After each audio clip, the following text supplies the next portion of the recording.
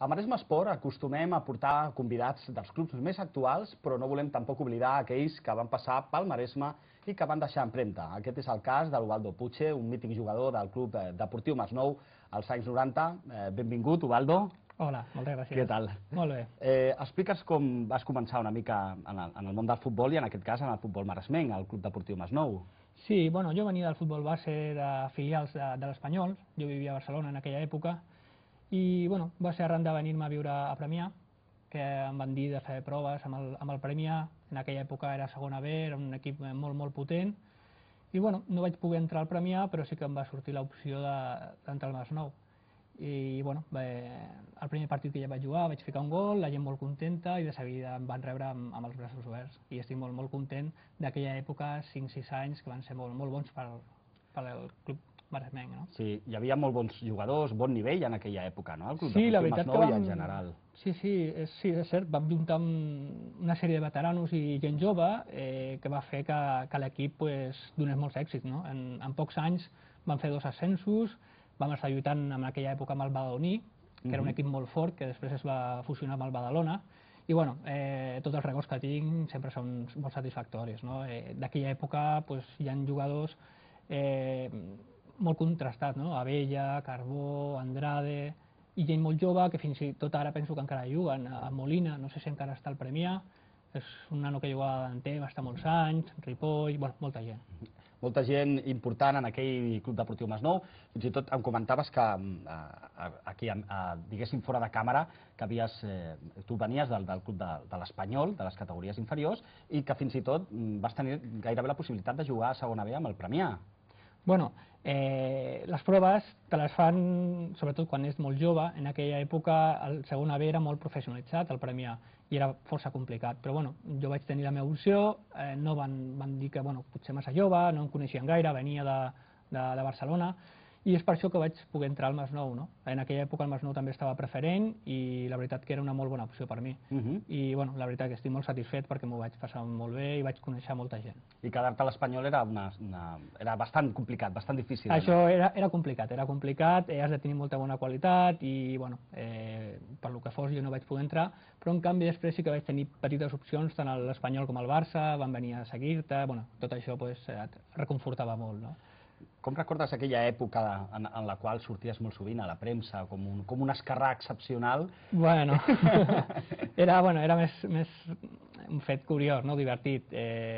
Quan comences a jugar a futbol sempre esperes arribar a grans fites, no? Arribar a primera divisió, ser un crac i poder viure d'allò. En el meu cas no era fàcil, no? Estàvem parlant de categories preferent, primera catalana, era jove i tenia les meves opcions, no? Va ser en aquella època en la que jo pensava que podia fer el salt, no? Després, degut a lesions i moltes històries, no va poder ser, però bueno, el record que tinc són molt macos. I després d'això, no vas pensar potser dedicar-te més a lo que era entrenar els equips de categories inferiors? Sí, a veure, sempre m'ha agradat molt a mi el futbol, no? Decantar-te més pel cantó sí és cert que t'has de dedicar i has de tenir temps per fer-ho, no? Jo, per la sèrie de lesions que he tingut a la meva trajectòria, m'ha agafat molt de temps, no? Són 3 operacions i no podia tenir tot aquell temps que jo volia, perquè clar, això ho has de compaginar també amb els estudis, que és un tema que no pots deixar mai de banda, a part si crees una família, tot això t'omple molt, no? Llavors és un tema que tinc pendent, ja m'agradaria d'aquí un futur proper, i sobretot amb la base, que és el que m'agrada, amb els nanos joves que comencen i sobretot per la il·lusió i les ganes que posen. El tema de les lesions sempre és bastant incordi per un jugador, de vegades es pot, diguéssim, truncar la carrera d'un jugador per culpa de les lesions. Tu vas tenir 3? Sí, en el meu cas va ser bastant... Vas tenir una tendinitis rotuliana, que és... Sí, va ser una miqueta desgràcia perquè...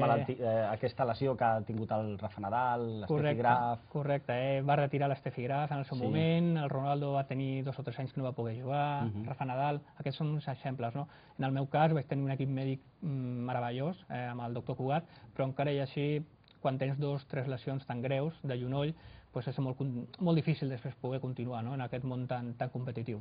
Després ja es va intentar, però ja veia jo que el nivell físic no era l'adient i bueno, no passa res, la vida continua i vaig continuar lligat al món del futbol, amb els amics i demés, i en un futur a veure si pot ser el tema de tècnic. El tema de tècnic. Tu estàs plantejant, tens algun contacte ara mateix amb algun amb alguna entitat esportiva o possibilitats de t'han ofert alguna cosa de cara a aquesta temporada, per exemple? Bueno, no, aquesta temporada, aquesta mateixa no. Vaig tenir opcions a Granollers, coneguts del Masnou, com a l'Atlètic, on tinc molts coneguts, perquè quan entres en el món de futbol, de seguida coneixes a molta gent, no? Fins i tot el tema de l'Espanyol, també tinc molts coneguts, i bueno, mai ho descarto, aquestes coses. Però també és cert que em tinc que dedicar amb plenes garanties, amb temps, i com fins ara no he pogut, doncs tampoc he volgut entrar. Ara també potser demanen més preparació, els nens també han canviat respecte a quan tu eres un nen i vas començar a jugar a futbol. Sí, jo això sempre ho comento. Quin canvi veu respecte a les generacions? La meva generació potser va ser de les últimes, que no tenia internet, que no tenia consoles, llavors estava al carrer tot el dia, jugant a futbol, corrent, feia molt més pinya amb els amics, la gent es volcava molt amb el tema de l'esport.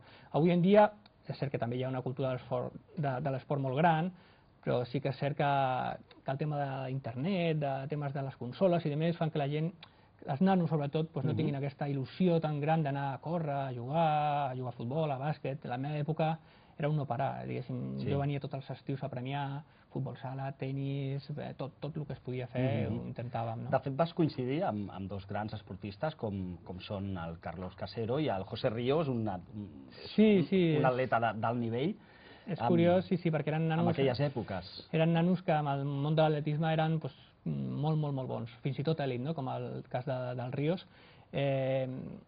Vull fer esment al tema del Ríos, que fins i tot va ser campió d'Espanya, els 10.000 metres, que ara és el president del Club d'Atletisme de Mataró, dels Lluïssos, i que recentment m'he enterat que ha fet una petita operació i que ara mateix està en el procés aquest de recuperació i desitjar-li una bona recuperació. Segur que ens està veient i segur que és un bon amic nostre, el José Ríos, des de fa molt temps. Actualment estàs practicant algun esport?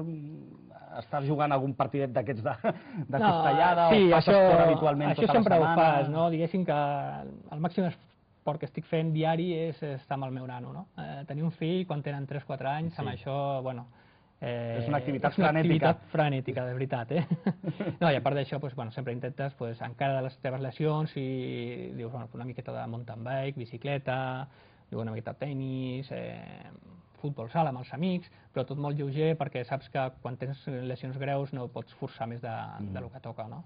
I en quant a les noves generacions, aquests potser futurs jugadors de futbol, de bàsquet, de tots els esports, què els diries des de la teva visió, des de la projecció que tu has tingut i des de la teva experiència? Clar, jo els comentaria sobretot que si els agrada aquest esport que estan practicant, en el meu cas era el futbol, que ho tenen que practicar amb esforç, amb treball, però sobretot amb molta humilitat i sobretot gaudint del que estan fent, i deixar una miqueta davant del tema més professional, del tema de representants i de més, sobretot el futbol de base, l'important és que ells estiguin gaudint amb el que estan fent, que després, si tenen constància i treball, les coses ja aniran sortint. Penso que també és molt important un missatge als pares, perquè de vegades quan un destaca el seu fill, és el que es queixava, que vam tenir fa uns programes al Roberto Hernández, el president del Club Deportiu Masnou, que ens va comentar que quan donaven 4 patades ben donades, doncs ja... Està clar.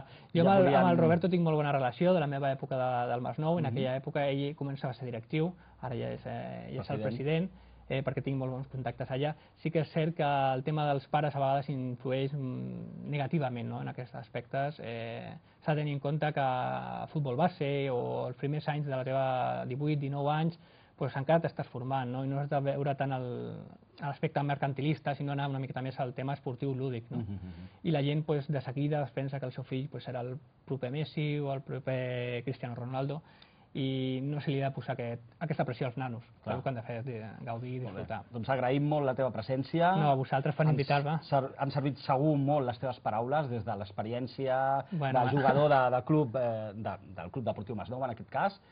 I aquí estem pel que vulguis, per quan siguis entrenador, et donar-nos la primera notícia. Esperem que d'aquí a un temps pugui venir com a entrenador ja. D'acord, gràcies, Ubaldo Puche, i que vagi molt bé, molta sort. Igualment.